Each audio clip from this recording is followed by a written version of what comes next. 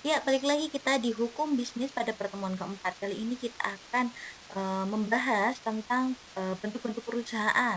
Nah, jadi ternyata banyak banget ya perusahaan itu dalam bentuk seperti apa, kemudian ada tanggung jawabnya tersendiri dan segala macamnya. Ya, kita akan masuk ke slide selanjutnya yaitu definisi perusahaan. Ya, pada definisi perusahaan, menurut Abdul Qadir, dalam pengantar hukum bisnis, perusahaan mengacu pada badan hukum dan perbuatan badan usaha dalam menjalankan usahanya. Jadi dalam perusahaan itu pasti kita akan melakukan sesuatu yang berkaitan dengan usaha dan itu akan membuahkan hasil. Entah itu untuk perseorangan maupun dalam bentuk organisasi atau kelompok. Menurut Undang-Undang Nomor 3 Tahun 1982 tentang Wajib Daftar Perusahaan, Pasal 1 huruf B menyatakan bahwa setiap bentuk usaha yang menjalankan setiap jenis usaha yang tetap dan terus-menerus dan yang didirikan, bekerja serta berkedudukan dalam wilayah negara Republik Indonesia untuk tujuan memperoleh keuntungan dan atau laba.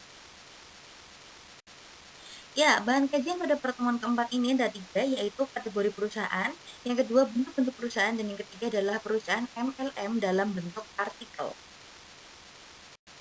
Ya, tentang pengertian perusahaan. Pengertian perusahaan sudah kita jawab di slide awal, yaitu definisi perusahaan itu sendiri. Sedangkan dalam pengertian kali ini, kita akan menjelaskan terkait tentang kategori 4 dari perusahaan itu. Apa saja kah dia? Ya, yang pertama, kategori perusahaan itu berdasarkan dengan jumlah pemilik. Nah, perusahaan dagang biasanya di sini perusahaan perseorangan, dan yang kedua adalah perseroan atau persekutuan. Nah, kemudian yang kedua adalah berdasarkan status hukum. Nah, berdasarkan status hukum, perusahaan dibagi menjadi dua, yaitu berstatus badan hukum dan tidak berbadan hukum. Nah, berstatus badan hukum dapat dimiliki oleh swasta maupun negara dalam bentuk PT, kemudian tidak berbadan hukum dimiliki oleh swasta, biasanya di perusahaan dagang, firma, atau CV. Nah, kemudian kategori yang ketiga adalah berdasarkan pemilik modal. Ada perusahaan swasta, swasta nasional, swasta asing, dan swasta campuran, kemudian perusahaan negara atau badan usaha milik negara, atau kita sering sebut dengan BUMN itu sendiri. Nah, yang keempat kategorinya berdasarkan dengan bentuk perusahaan. Yang pertama adalah perusahaan perseorangan atau perusahaan dagang. Kemudian yang kedua, perusahaan yang tidak berbadan hukum atau di sini bisa disebut dengan persekutuan perdata, firma, dan CV. Kemudian perusahaan yang berbadan hukum adalah perseroan terbatas, koperasi, perum, dan persero. Ya, di setiap kategori perusahaan tersebut yang berbadan hukum, maka terdapat perundangan dalam hukum bentuk perusahaan tersebut. Yang pertama adalah persekutuan perdata. Kita melihat di KUH Perdata. Itu sama halnya dengan kita melaksanakan perjanjian atau kontrak seperti di beberapa pertemuan yang lalu. Kemudian untuk firma dan CV itu melihat dari KUH Dagang. Kemudian untuk perseroan terbatas melihat pada Undang-Undang mohon maaf, pada Undang-Undang Nomor 40 Tahun 2007. Kemudian untuk koperasi, awalnya kita memiliki Undang-Undang Nomor 25 Tahun 92, namun diperbaharui di tahun 2012 menjadi Undang-Undang Nomor 17 Tahun 2012. Perubahan ini dibarengi dengan perubahan logo pada koperasi itu sendiri. Kemudian yang terakhir adalah BUMN. BUMN memiliki perundang-undangan tersendiri ya, yaitu Undang-Undang Nomor 19 Tahun 2003. Selanjutnya adalah bentuk-bentuk dari perusahaan di atas. Nah, di sini kita akan mengambil atau merujuk pada perusahaan-perusahaan yang memiliki dasar hukum atau berbadan hukum. Oke, yang pertama kita akan memperkenalkan bentuk perusahaan terlebih dahulu. Ya, sebelum kita masuk pada bentuk perusahaan itu sendiri, maka ada baiknya kita mempelajari ciri-ciri tentang perusahaan itu sendiri. Nah, perusahaan bukan badan hukum memiliki dua ciri, yaitu pengusaha swasta yang didirikan dan dimiliki oleh beberapa pengusaha secara kerjasama. Kemudian yang kedua dapat menjalankan bidang usaha perekonomian dalam kurung perindustrian, perdagangan, dan perjasaan. Kemudian untuk perusahaan yang berbadan hukum, ini perusahaan itu yang didirikan dan dimiliki oleh beberapa orang pengusaha dalam kurung bisa dalam swasta maupun negara yang memenuhi syarat sebagai berikut. Yang memiliki kekayaan tersendiri, ada tujuan tertentu, memiliki interest atau mempunyai tujuan mendapatkan laba, kemudian anggaran dasar yang disahkan oleh pemerintah, dan adanya organisasi yang teratur. Kemudian kedua, dapat menjalankan usaha di semua bidang perekonomian, termasuk perindustrian, perdagangan, perdesaan, dan pembiayaan. Kemudian untuk perusahaan perseorangan, bentuk hukum perusahaan perseorangan belum diatur dalam undang-undang, tapi eksistensinya diakui pemerintah dalam praktik usaha. Nah, perusahaan perorangan ini eh, karena bentuknya akan dalam bentuk kerjasama, maka kita bisa melihat dalam KUHP Perdata. Seperti itu. Yang pertama adalah perusahaan perseorangan atau tadi dalam bentuk perusahaan, kategorinya kita masukkan dalam perusahaan dagang. Nah, perusahaan perseorangan dalam sebutan lain dalam bahasa Inggris yaitu sole traders, dan dalam sebutan Amerika itu adalah sole proprietorship. Nah, kemudian menurut Purwo Sucipto, bentuk perusahaan perseorangan secara resmi tidak ada, tetapi dalam masyarakat perdagangan dalam perusahaan perseorangan diterima. Nah, dalam praktik sebagian perusahaan perseorangan pendirian menggunakan akta otentik. Nah, aset dimiliki perseorangan dan tanggung jawab hutang perusahaan secara pribadi. Kemudian, pekerja merupakan wakil atau membantu pengusaha dalam perusahaan berdasarkan kontrak kerja. Nah, yang pertama contoh perusahaan adalah perusahaan perseorangan itu adalah PD atau perusahaan dagang, UD perusahaan usaha dagang, kemudian PO perusahaan otobas. Nah, untuk PB ya silahkan cari pengertiannya dan silahkan jawab di forum. Menurut pasal 6 Undang-Undang Wajib Daftar Perusahaan, perusahaan perseorangan termasuk perusahaan yang wajib didaftarkan ke kantor pendaftaran kecuali yang pertama diurus, dijalankan, atau dikelola pribadi oleh pemiliknya hanya mempekerjakan anggota keluarga. Kemudian tidak wajib memiliki izin usaha atau surat keterangan yang dipersamakan dengan itu yang terbit pada instansi berwenang. Kemudian yang ketiga, benar-benar hanya sekedar untuk memenuhi kebutuhan nafkah sehari-hari pemiliknya. Dan yang keempat, bukan merupakan badan hukum atau persekutuan. Nah, kewajiban dari perusahaan dagang atau perusahaan perseorangan ini adalah melakukan pembukuan dan pembayaran pajak. Nah, apa sih kelebihan dan kekurangannya? Silahkan teman-teman melakukan proses pencarian tersendiri ya. Silahkan jawab kelebihan dan kekurangannya pada kuis yang sudah saya sediakan. Selanjutnya masuk pada persekutuan perdata atau MASCAP. Nah, di sini persekutuan perdata merupakan suatu perjanjian dengan mana dua orang atau lebih mengikatkan diri untuk memasukkan sesuatu ke dalam persekutuan yang dimaksud untuk membagi keuntungan atau manfaat yang diperoleh keduanya. Nah, ini termasuk dalam pasal 1618 KUH Perdata. Nah, cara mendirikan hanya dengan perjanjian atau kontrak saja. Kemudian yang ketiga, pemeliharaan perusahaan perdata itu ada dua, yaitu jaran statutory dan jaran mandatory. Nah, berakhirnya persekutuan perdata jika lewat masa waktu manakala persekutuan perdata didirikan. Nah, musnahnya barang atau telah selesainya usaha yang menjadi tugas pokok persekutuan didirikan. Kemudian yang ketiga, kehendak dari seseorang atau beberapa orang sekutu untuk membubarkan persekutuan ini. Kemudian salah seorang sekutu meninggal atau di bawah pengampunan atau dinyatakan pailit. Selanjutnya, persekutuan firma atau FA atau bisa disebut dengan partnership. Nah, persekutuan firma merupakan persekutuan perdata yang didirikan untuk menjalankan perusahaan dengan nama bersama. Nah, ini masuk dalam pasal 16 KUH Dagang. Firma artinya nama bersama, yakni nama sekutu yang dijadikan nama perusahaan. Untuk kelebihannya adalah kemampuan manajemen lebih besar karena ada pembagian kerja di antara para sekutunya. Kemudian yang kedua, pendirian relatif lebih mudah, baik dengan akta maupun tidak dengan akta pendirian. Kemudian yang ketiga, kebutuhan modal lebih mudah terpenuhi. Nah, kekurangannya sendiri adalah tanggung jawab pemilik tidak terbatas. Yang kedua, kerugian yang disebabkan oleh sekutu harus ditanggung bersama. Dan yang ketiga adalah kelangsungan perusahaan tidak menentu. Nah, ciri-ciri firma, ya, teman-teman bisa baca sendiri ya, ada 4 poin. Oke, kita next ke bentuk perusahaan berikutnya. Ya, pada kali ini kita akan menjelaskan Komanditire Verenskap, yaitu CV atau Persekutuan Komanditer. Nah, dalam bahasa Inggris, CV juga disebut dengan limited corporation. Definisi dari CV adalah persekutuan firma yang memiliki satu atau beberapa orang sekutu komanditer atau dapat dikatakan sebagai bentuk badan usaha bisnis yang didirikan dan dimiliki oleh dua orang atau lebih untuk mencapai tujuan bersama dengan tingkat keterlibatan yang berbeda. Nah, terdapat dua sekutu ya dalam CV, yaitu sekutu komanditer dan sekutu komplementer. Keunggulan CV sendiri yaitu kemampuan manajemen lebih besar, proses pendirian lebih mudah, modal yang dapat dikumpulkan lebih besar. Nah, untuk kelemahannya adalah sebagian sekutu yang menjadi persero aktif memiliki tanggung jawab tidak terbatas.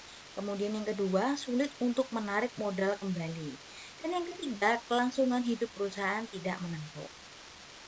Nah, CV sendiri terdapat tiga macam, yaitu CV diam-diam, CV terang-terangan, dan CV dengan saham.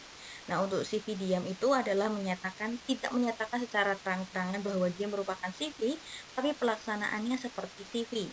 Nah, namun ketika CV itu terang-terangan, dia akan menyatakan dengan jelas kepada pihak ketiga bahwa dia termasuk badan hukum dengan bentuk CV. Kemudian, CV dengan saham menyatakan diri sebagai CV secara terang-terangan kepada pihak ketiga, namun bentuk permodalan menggunakan pembagian saham. Kemudian selanjutnya adalah perseroan terbatas. PT bisa kita singkat ya, atau dalam bahasa Inggris is Limited Liability Company, dan dalam bahasa Belanda Namluspetnoset.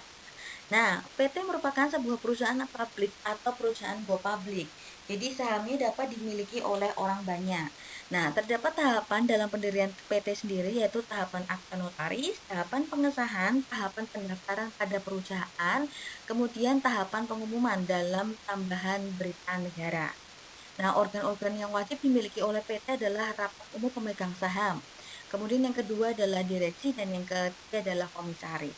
Direksi itu adalah melakukan kegiatan eksekutif atau melaksanakan pelaksanaan sehari-hari, namun komisaris hanya sebagai pengawas.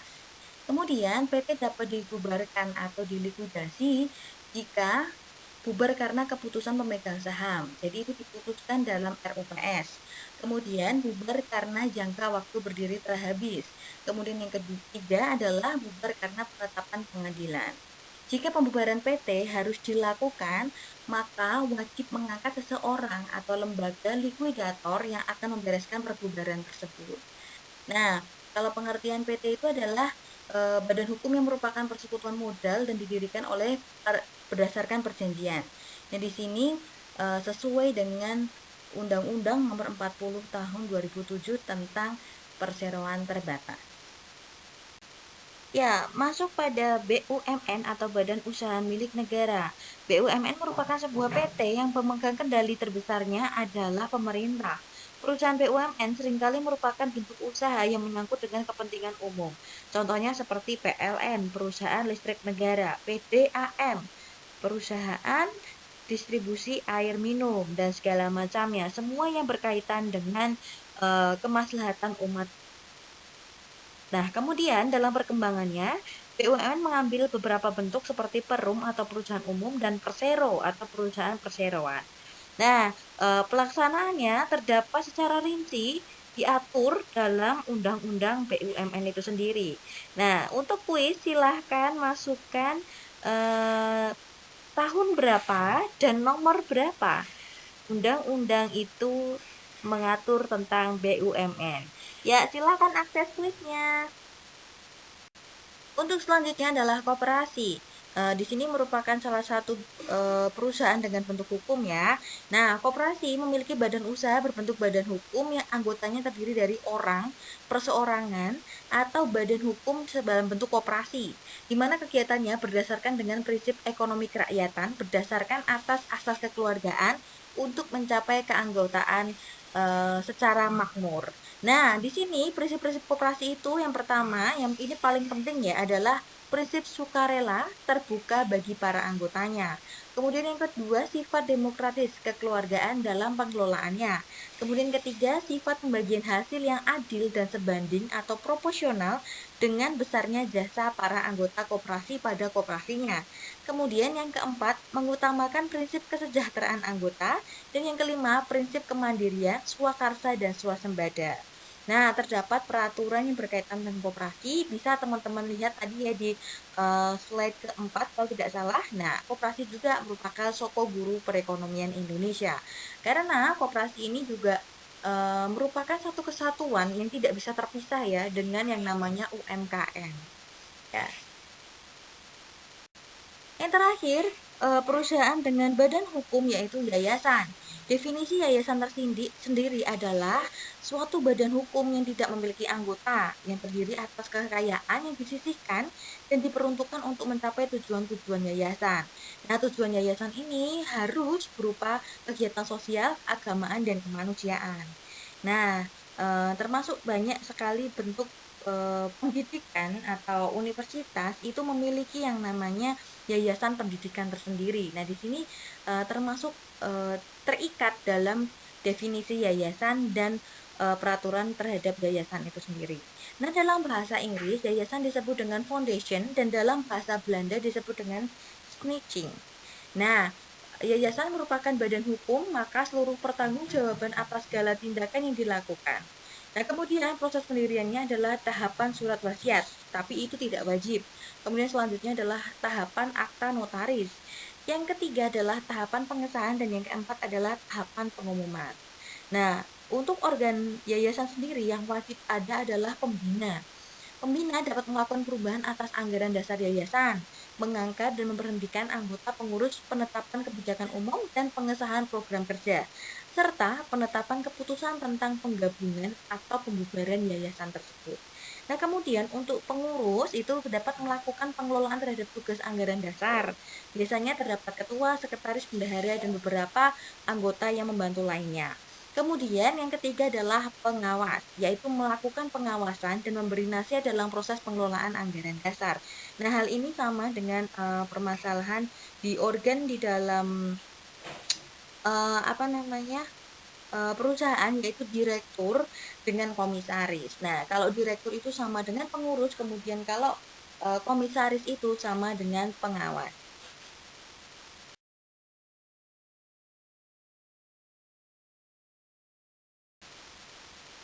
Nah, kesimpulannya adalah sebagai berikut, perusahaan dibagi menjadi tiga, yaitu perusahaan perseorangan, yang kemudian muncul menjadi UD, PD, PO atau PB, kemudian persekutuan, yang kemudian muncul persekutuan perdata, persekutuan firma, komanditer, dan perseroan terbatas. Kemudian yang ketiga adalah badan hukum. Nah, di sana terdapat perseroan terbatas, termasuk di dalamnya adalah BUMN, kemudian koperasi dan yayasan. Ya, apakah Anda sudah mengakses Telsa Anda? Ya, jangan lupa untuk klik attendance atau daftar hadir. Kemudian yang kedua, klik forum diskusi dan jawab sesuai dengan yang telah ditanyakan dalam video ini. Dan yang ketiga, klik kuis untuk memastikan apakah teman-teman memperhatikan dengan baik materi ini. Kemudian yang keempat, klik penugasan jika terdapat penugasan yang harus dilakukan. Selamat belajar! Ya, masuk pada bahan kajian ketiga, yaitu analisis artikel. Saya yakin Anda mengetahui perusahaan dengan cara pemasaran menggunakan multi-level marketing atau MLM. Nah, silakan melakukan pencarian mandiri terkait perusahaan tersebut dan berikan analisa Anda sesuai dengan pernyataan yang saya berikan di slide berikutnya. Pertama, silakan tentukan perusahaan MLM yang ingin Anda analisis. Misal nih, contohnya Oriflame, Herbalife, Milagros, dan lain segala macamnya. Masih banyak MLM yang lain. Nah, kemudian apakah bentuknya? Nah, apakah perusahaan tersebut wajib berizin? Kemudian apakah pembeda perusahaan tersebut? Dan yang terakhir adalah apa pendapat Anda tentang perusahaan tersebut? Ya, kirimkan ini ke dalam sebuah penugasan ya, attachment saja bentuknya di dalam Word. Terima kasih, sampai jumpa di pertemuan kelima.